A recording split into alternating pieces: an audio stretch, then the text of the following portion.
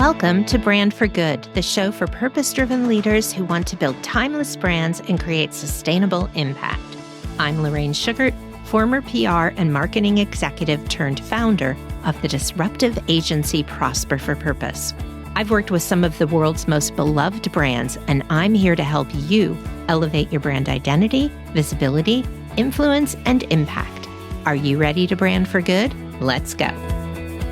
Hello, everyone, and welcome back to this week's episode of Brand for Good. Today, I'm really excited to welcome my guest, Dr. Ranelli A. Williams. So Dr. Ranelli is the founder of ERJ Services, which she runs with her husband. She is also a certified Profit First professional and a strategic advisor for 6- and 7-figure professional service providers. And she is a CPA. She's also a best-selling author and has been doing the 75 strong. So she's got a lot going on in her life right now. Welcome, Dr. Ranelli. Thank you, Lorraine. I'm so grateful to be here today with you. Yeah, well, we've been talking about this for a long time. You and I have crossed paths over the years, I think since like 2020. And I've always been fascinated by the Profit First model, but how you specifically bring that to your clients and the people that you work with. So can you start by telling our listeners a little bit about becoming a CPA and why you decided to become a Profit First practitioner? Yes. So, oh my goodness, becoming a CPA goes way back. Okay. It goes way back. I went to school, got an accounting degree many, many years ago.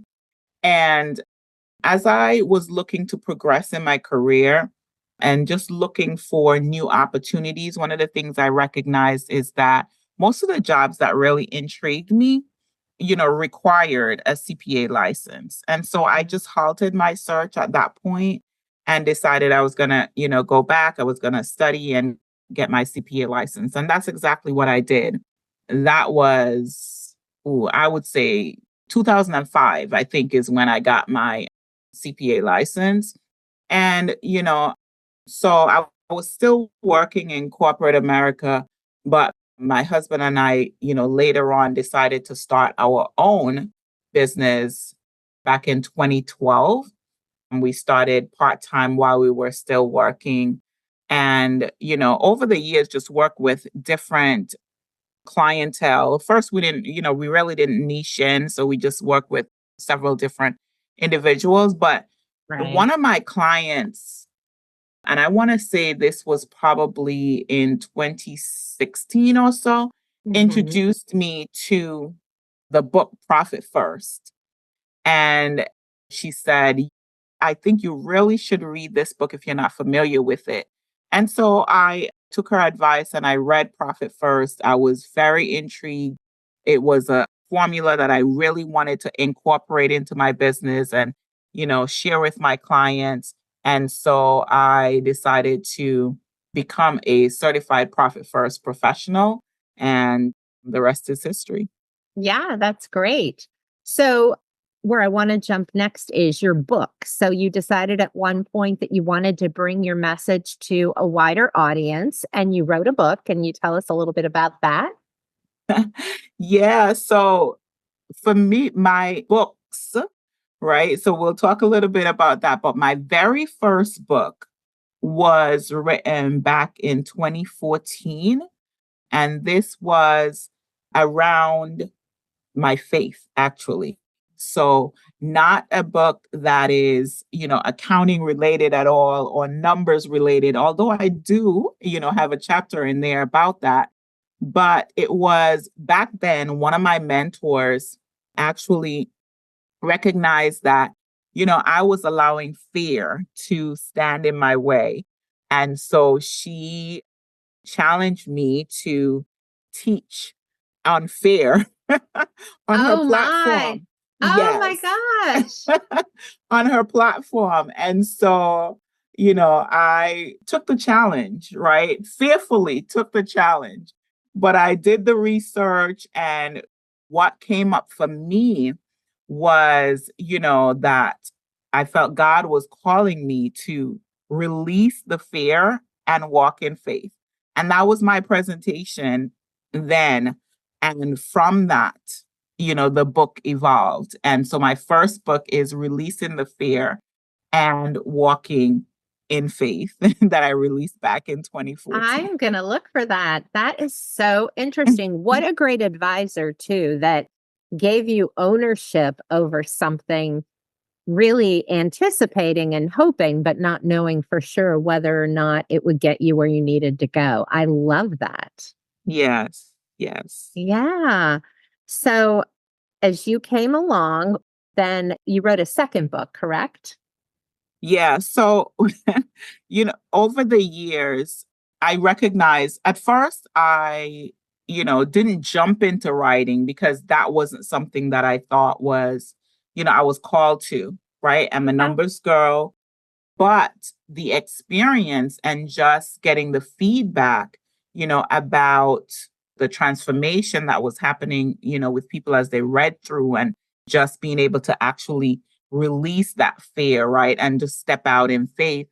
I wrote several other books that anthologies now. So I didn't write another single, as me being the only author of a book, but Right. I've done lots of collaborations. So my next book was Belief, Boldness, Big Blessings. So Mhm. kind of along the same line, but where I brought together 20 co-authors and, each person writing a chapter of their experience and, and going through that. And over the years, I've done several, either where I've led the anthology or I've been a co-author in other books. Right. My book, Wealthy Habits, will be released in the next couple of months. So that Okay, is so something, that's the one that's that's not the out one that there you are, yet. yes, Okay, I've heard about that, but obviously behind closed doors to some extent. behind closed doors. Yes. And this actually has been a book that's been inside of me for the past, I want to say about 4 years, Oh, I love that. and let me just say it as it is. I've procrastinated on completing, this book, but it's time.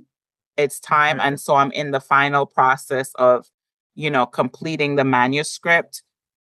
So, and then, release will be coming really soon. Well, give us a little hint as to what we might find in your book. In Wealthy Habits. So, yeah, I am, wealthy is actually an acronym.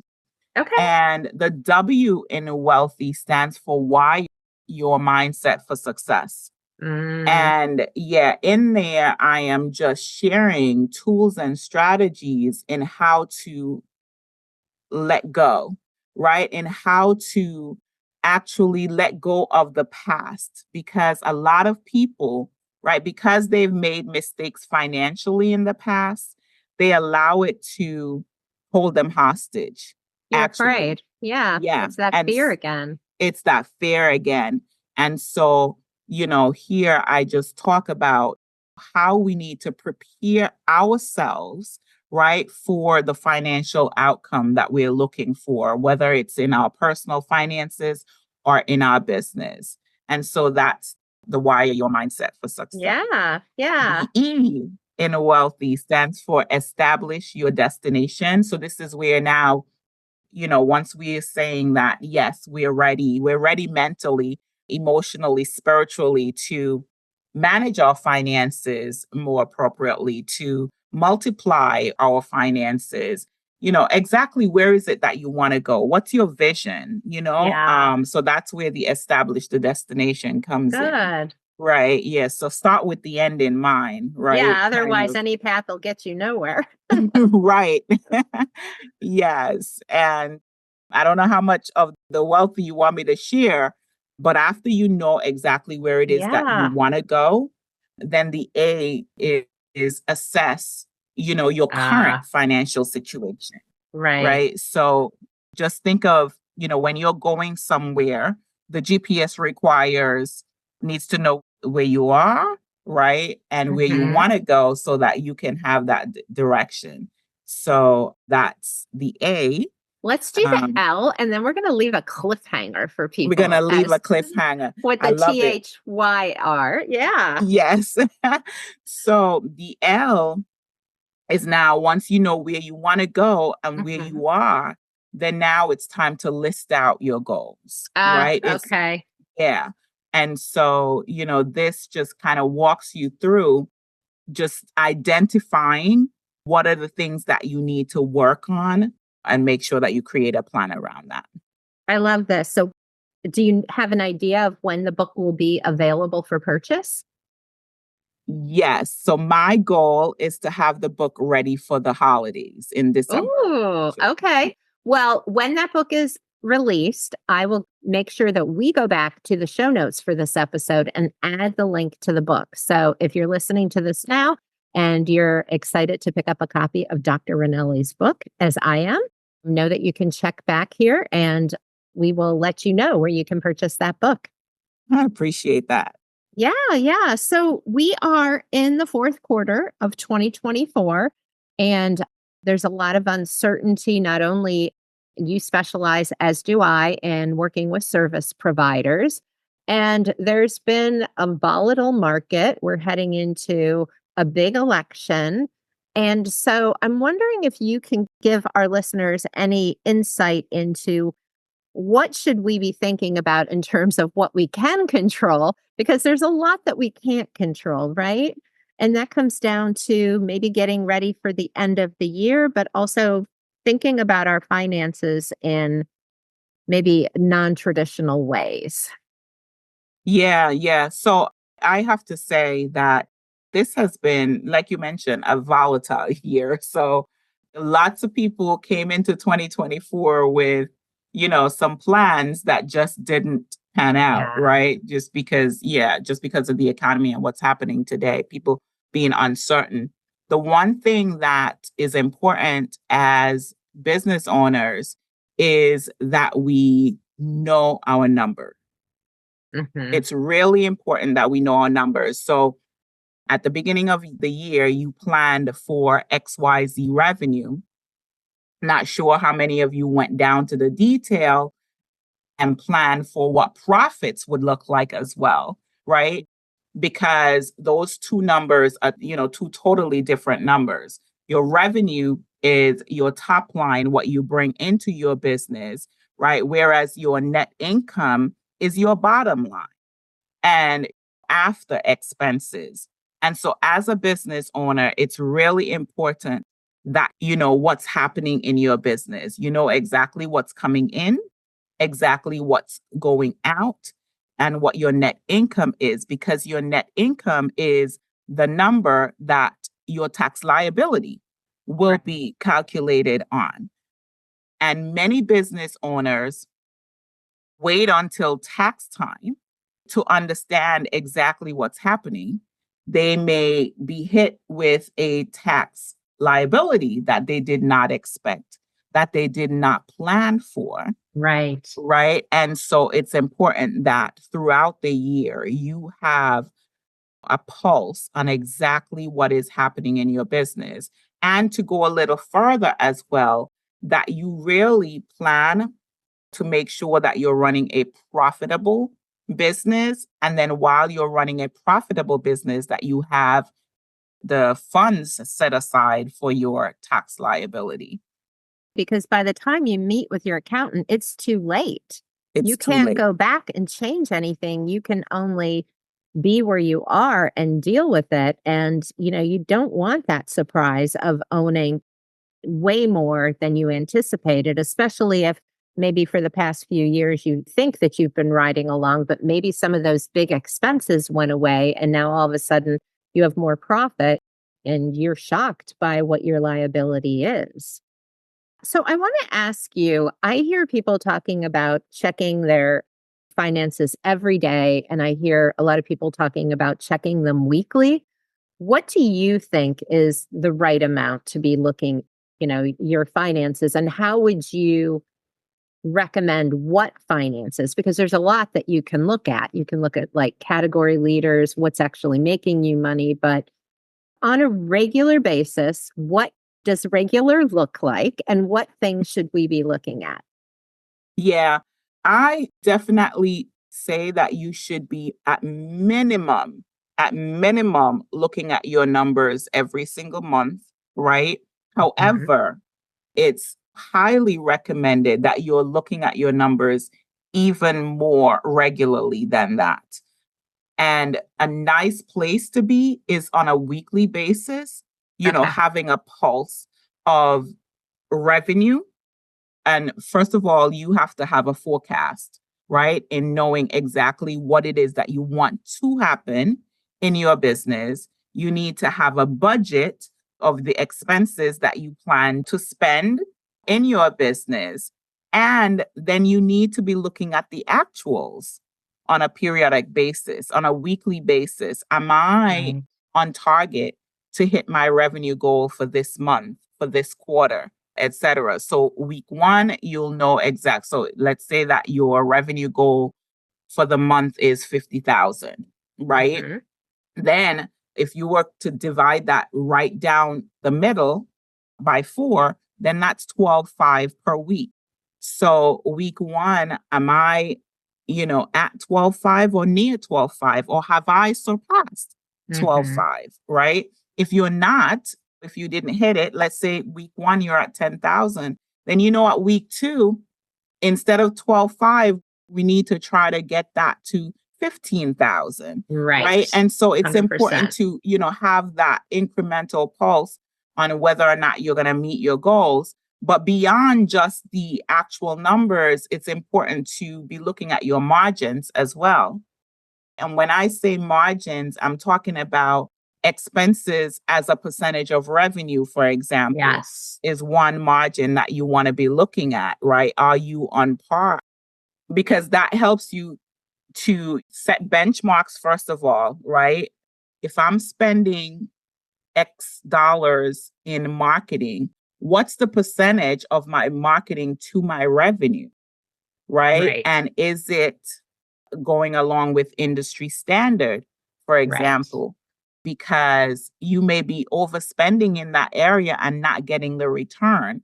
So that's what helps you as a business owner to know what shifts you need to make in your business. And so having that pulse of your payroll against revenue, of your marketing against revenue, of your entire expenses against revenue is really important. And then we didn't even touch like the balance sheet items, right? Because we got to look at cash and, what's happening there. We got to look at your liabilities versus your assets that you have. So there's a lot that you should be looking at in your business and not waiting until the end of a quarter or the end of a year to figure out what's happening in your business.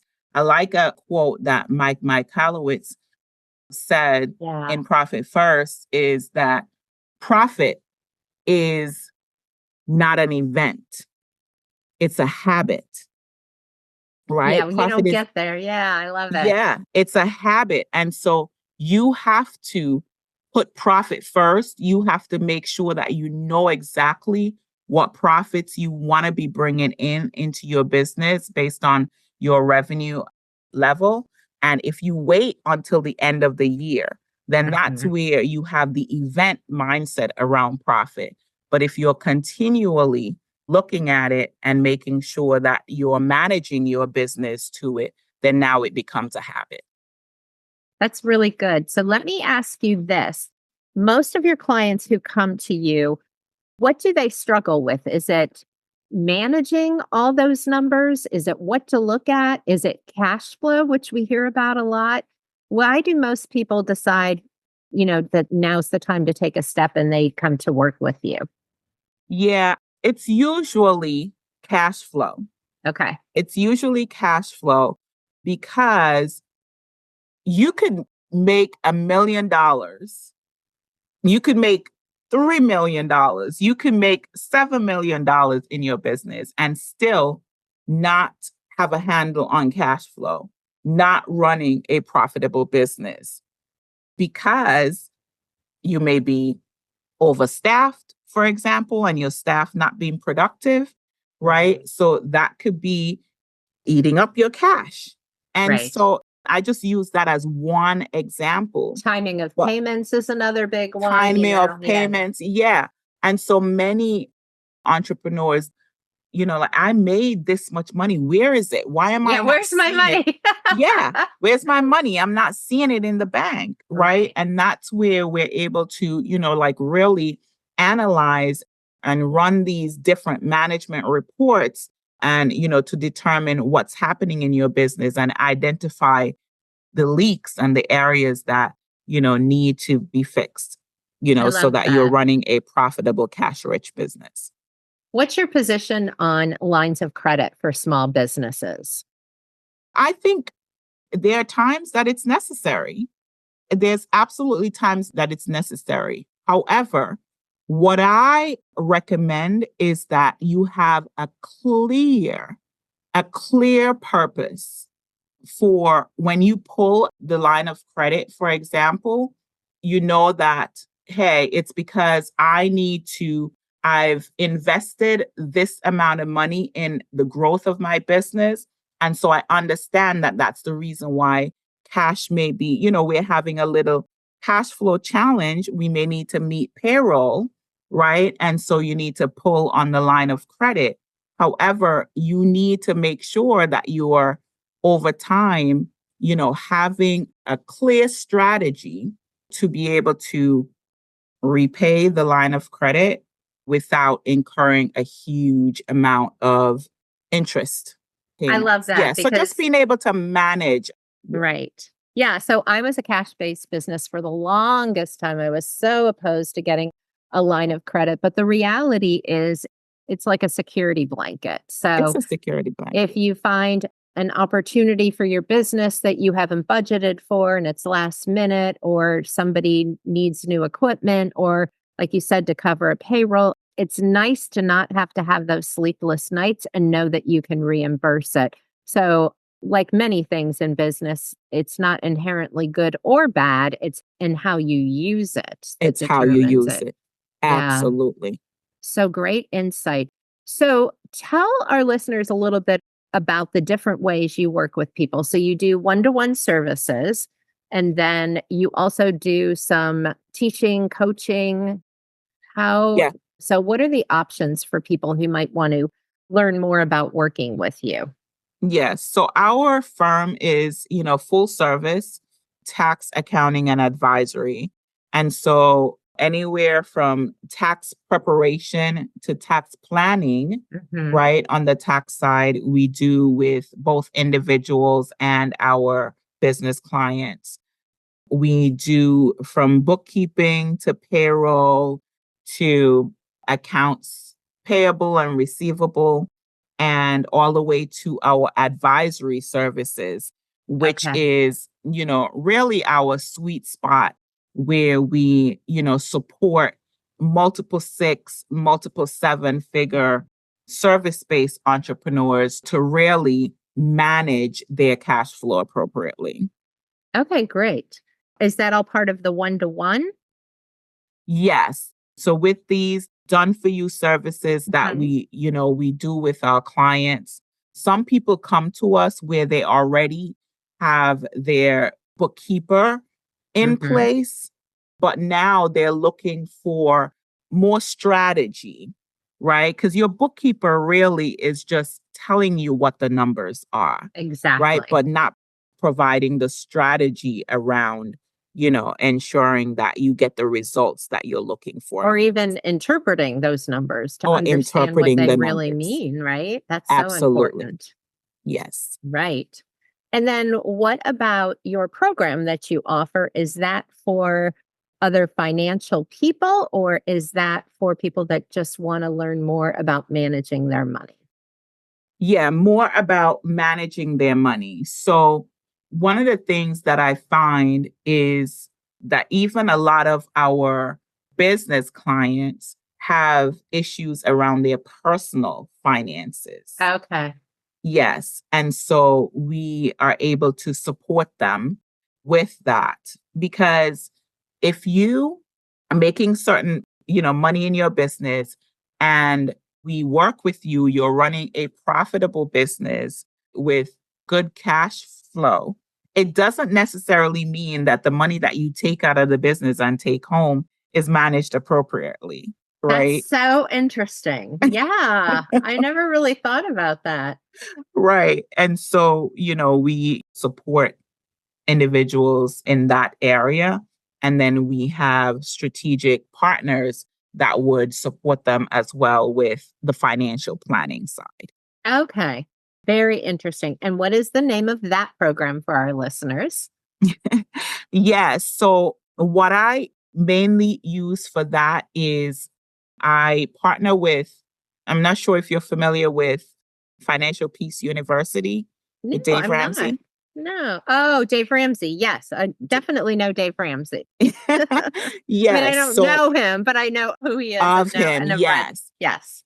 Yes. And so I support, with that program. It's a really great program. And Got then it. on the back end, I provide coaching Oh, for that. that's so great. Good. Yes. That's really Mhm. great.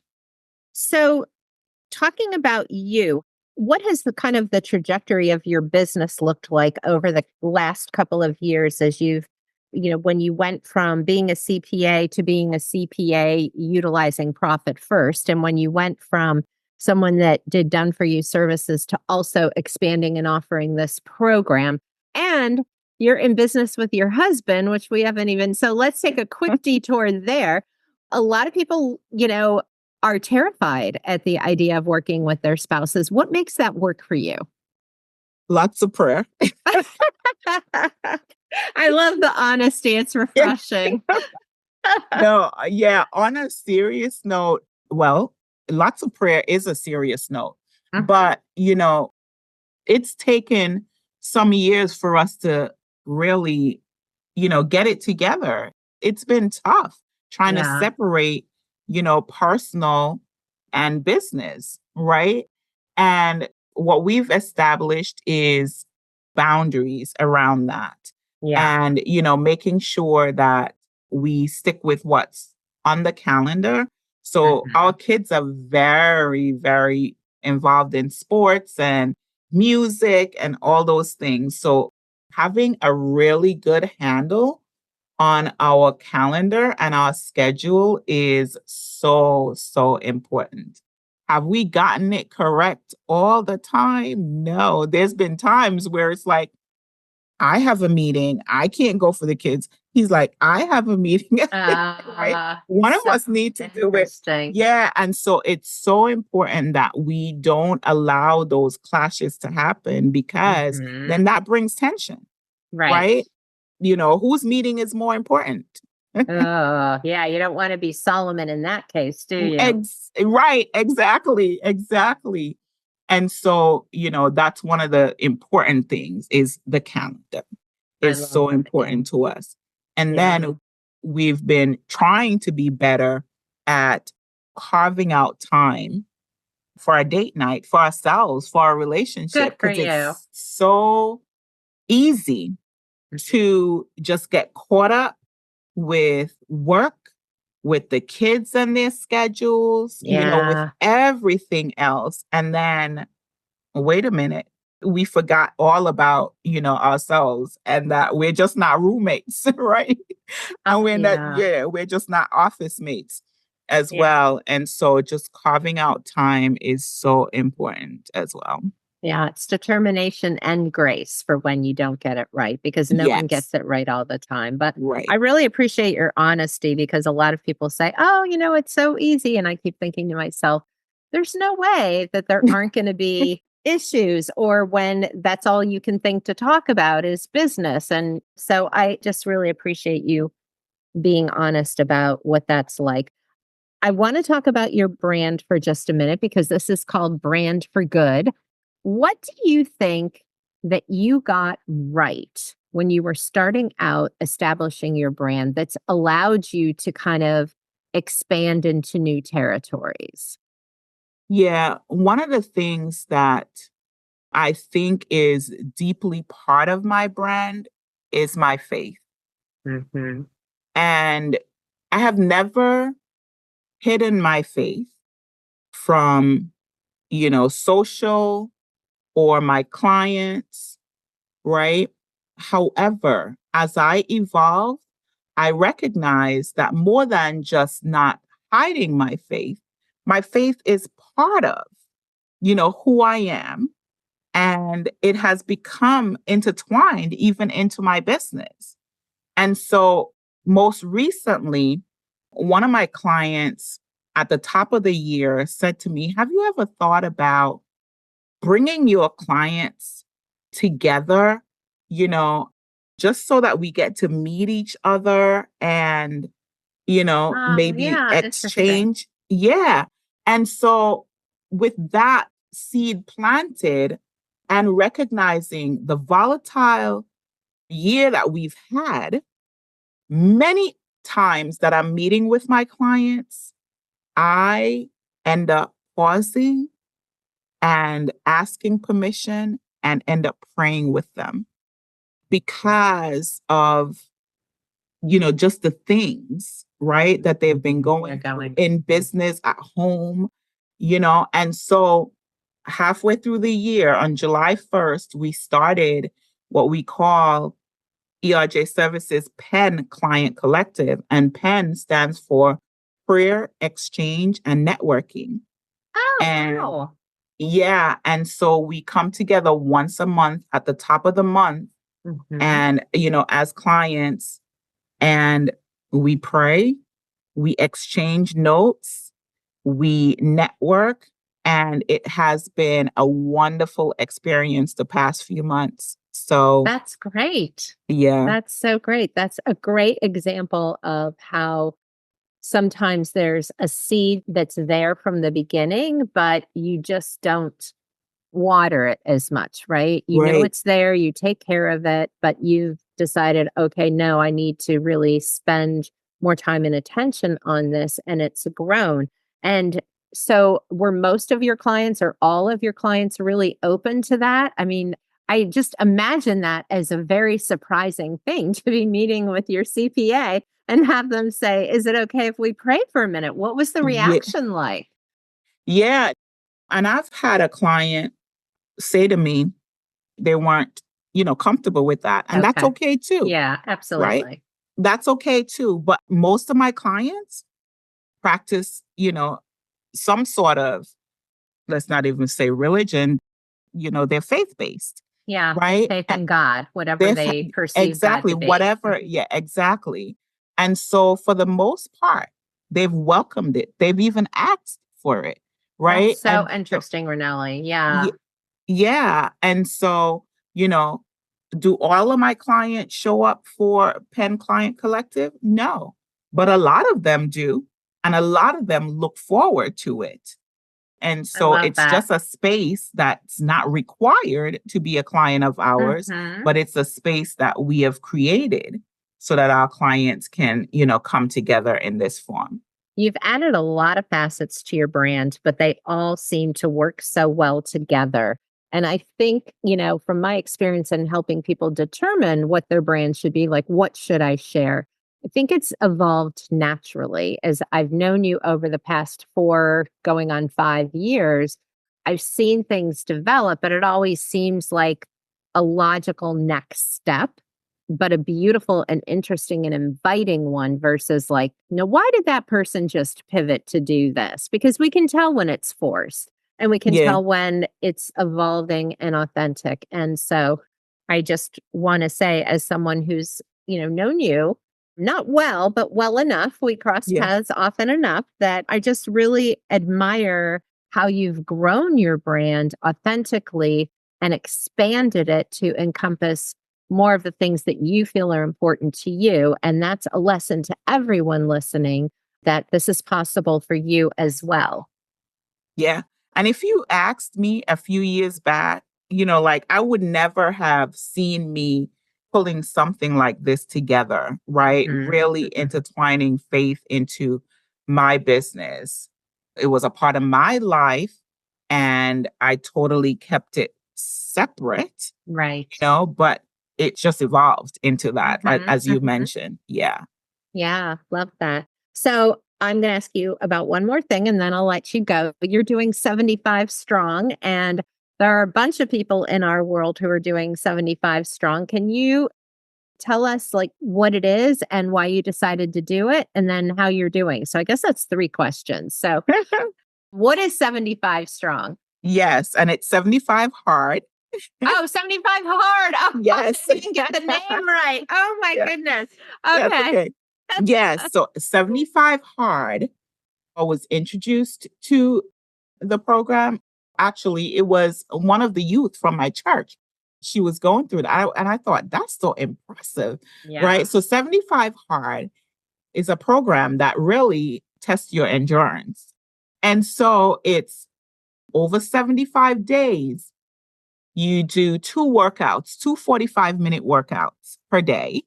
Okay. One needs to be outdoors. At least one needs to be outdoors. You could do both outdoors if you want, but at least one needs to be outdoors. 1 gallon of water per Mhm. day. That's a lot of water. That's a lot of water. So you need to pace yourself, right? Oh. And you read 10 pages of a professional development, personal development book per day. Mhm. You Well, I got the reading part down. you got a reading that. And so you follow a healthy diet. There's no specific diet that you need to follow. So you Uh-huh. choose that for yourself, and no cheat meals or alcohol. And Okay. you take photo every day. Oh, interesting. Okay. Yeah, yes. Yeah. So today is actually day number 38 for me. And how's it going? It's going well. There are days that it's not so well, and I'm catching up at the end of the day, right? Okay. What it's teaching me is to be on top of my schedule and to plan, to plan ahead, Good learning and skill. also to finish what I've started.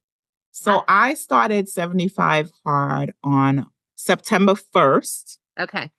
on my own. After, speaking with this young lady, I said, I'm going to do 75 hard.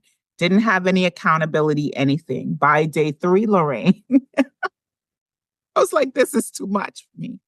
And I said, I convinced myself that it's okay to get on a plan. It doesn't have to be such a rigid plan. Mhm. However, because there was no accountability or anything, even the more flexible plan, I was not following it, right? Okay. So about a week later, here am I debating exactly what I want to do, because I really wanted to, get a handle on my health and, like I said, just be more disciplined. Right. And so a friend of mine posted on Facebook and said, I am getting ready to do the 75 hard program, and I'm looking for some really serious accountability partners.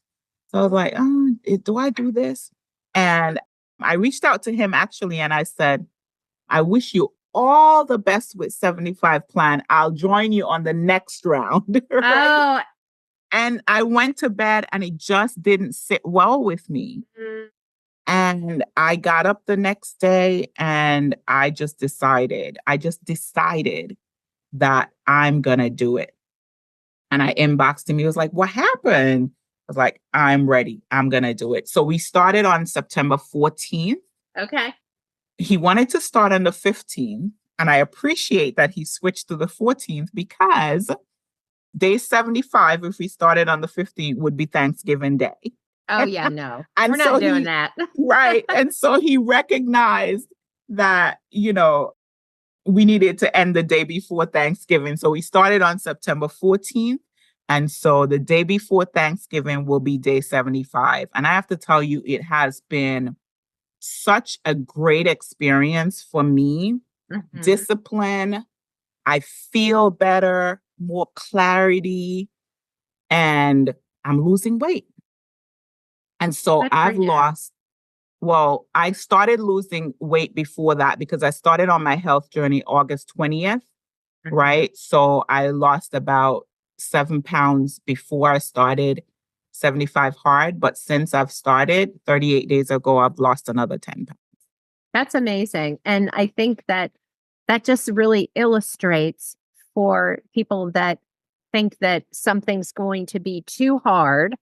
Now I got the name of it, 75 Hard, Right. that you can do really hard things, especially when there's a set limited time. So maybe you couldn't do 75 hard for the rest of your life, Right. but you can do it for that certain period of time. And then once you achieve that, you can say, well, now I can do something else that's really hard that maybe only takes me 30 days or maybe takes me 180 days. So I think like Exactly. winning at It's making a about when, commitment, yes, it's about doing it and showing yourself that you can achieve it. And I think that that's absolutely. such a great lesson for people in business that are just like, well, I can't do this or I can't, I don't know what I'm looking at with my finances. Well, you can commit to looking at your finances every week between now and the end of the year, talking to your bookkeeper and learning more so you can ask better questions. So I think, Yes, we can apply this to any area of our personal or professional life. absolutely. Yeah. So this was a great conversation. Can you tell people, and we will have links in the show notes, but can you tell people the best way to connect with you? Yes. So the best way is to go straight to my website and then you'll have a contact form that you can get on my calendar. So my website is erjservices.com, erjservices.com. And I'm all over social media as Dr. Ranelli Williams. Yes. Yes. All right. Well, Dr. Ranelli, thank you so much for being with us today, sharing what's going on in your life. And I can't wait to get your book. And to all our listeners, thank you for being here this week, and we'll see you next time. And thanks All right. again. Thanks. Thank you. Thank you so much for tuning in to the Brand for Good show. If you like what you heard, please hit the subscribe button so you never miss an episode, and leave a review so other purpose-driven leaders can find this valuable content.